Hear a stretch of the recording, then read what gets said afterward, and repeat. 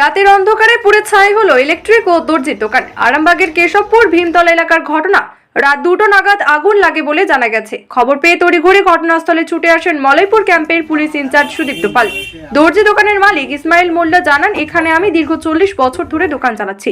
সবার সঙ্গে সুসম্পর্ক, তাই কাউকে সন্দেহ করতে পারছি না। তবে থানায় লিখিতভাবে বিষয়টি জানাবো। শর্ট সার্কিট থেকেও এই আগুন লাগতে পারে। তিনি বলেন, সমস্ত কিছু পুড়ে ছাই হয়ে গেছে। দর্জির মেশিন, 4-5টা টিভি, ইলেকট্রিক্যাল যন্ত্রপাতি, দামি দামি কাপড়, নগদ 10,000 টাকা ও অন্যান্য আসবাবপত্র। ঘটনাস্থলে ছুটে আসেন খবর পেয়ে মলয়পুর 2 নম্বর অঞ্চল সভাপতি ও আরামবাগ পঞ্চায়েত সমিতির খাদ্য কর্মাধ্যক্ষ শেখ মিনহাজ আহমেদ। সমস্ত রকমভাবে ক্ষতিগ্রস্ত ইসমাইল মোল্লার পাশে থাকবেন বলে আশ্বাস দেন এবং আরামবাগ বিডিও সাহেবের সঙ্গে এই ঘটনা নিয়ে আলোচনা করবেন বলে জানান। কি বলছেন দোকানের মালিক ও স্থানীয়রা, দেখুন বিস্তারিত।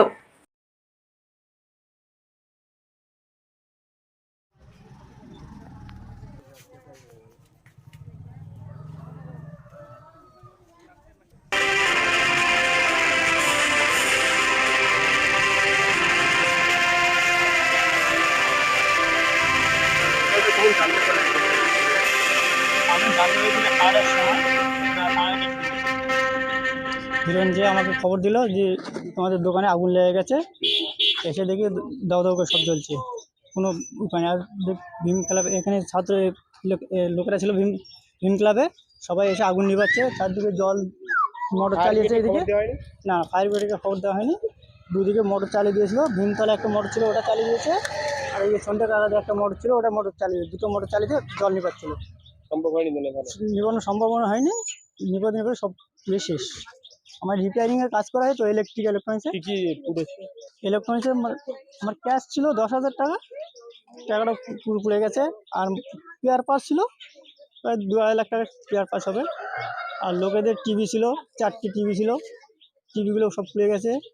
রেডিও ছিল, টেপ রেকর্ডার ছিল, সিডি ছিল, ডিভিডি ছিল, সব পুড়ে শেষ হয়ে গেছে। থানায় খবর দিয়েছেন?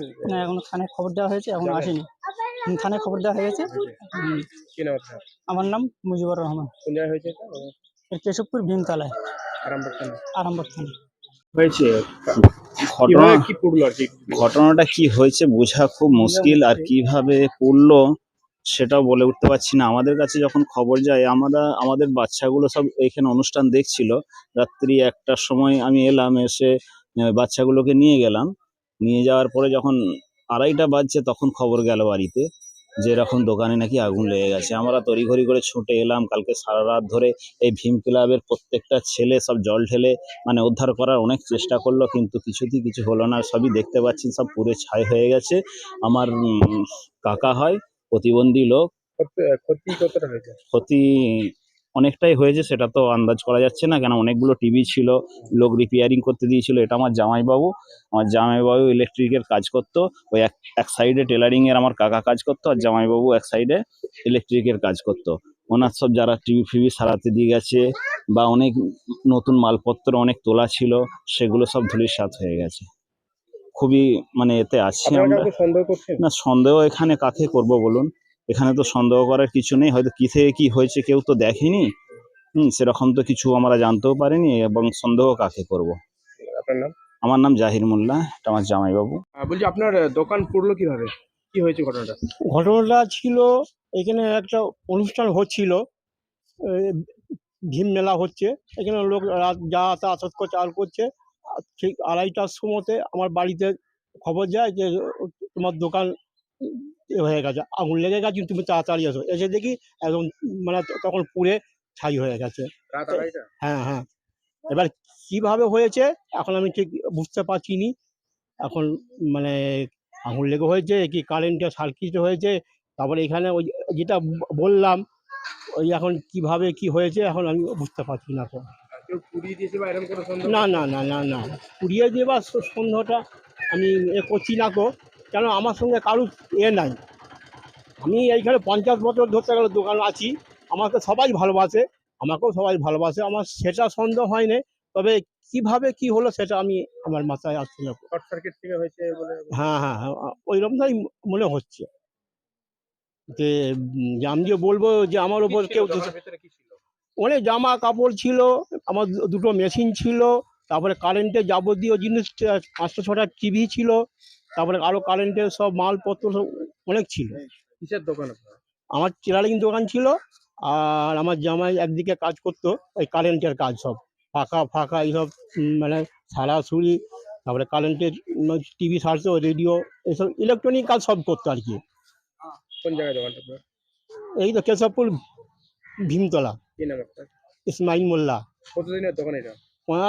45-46 বছর। আপনি কি পুলিশে অভিযোগ করেছেন এরকম? না করি না, একজন আমাদের এখানে একজন পুলিশ আছে, সে তার সঙ্গে ফ্রি নাম্বার নিয়েছে, সে বলে 10টার পর করবেন। তা এখন পুলিশ তো আসবে থানায় না। থানায় যাবেন? হ্যাঁ আমি ইচ্ছুক আছি। থানায় যাবেন তো? হ্যাঁ হ্যাঁ হ্যাঁ হ্যাঁ আমি থানায় যাবো। এখানে তো দেখুন যে ঘর পুরো ছাই হয়ে গেছে, পুরো একটা দোকান। আপনারা কিভাবে পাশে থাকবেন ওনার?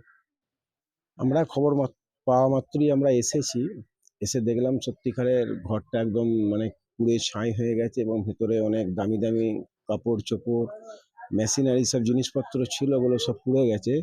ইসমাইল ভাইয়ের, ইনি সর্বপ্রথম হচ্ছে ইনি একটা হ্যান্ডিক্যাপ মানুষ, আর ইনি একটা দর্জির কাজ করে খেতেন এখানেতে। তো দেখছি এখানেতে ওনার বাড়িটা কাল রাত্রিতে যে কোনোভাবেই পুড়ে ছাই হয়ে গেছে। আমরা পঞ্চায়েত সমিতির পক্ষ থেকে এবং গ্রাম পঞ্চায়েতের পক্ষ থেকে আমরা ওনার পাশে আছি, থাকবো। আমরা দেখছি, আমরা বিডিও সাহেবকে ফোন করেছিলাম, বিষয়টা জানিয়েছি ওনাকে। তো আমাদের দেখি আমাদের ডিজাস্টার ম্যানেজমেন্টে কি আছে, সেখান থেকেও কিছু ব্যবস্থা করব এবং পঞ্চায়েতগতভাবেও কিছু ব্যবস্থা করব।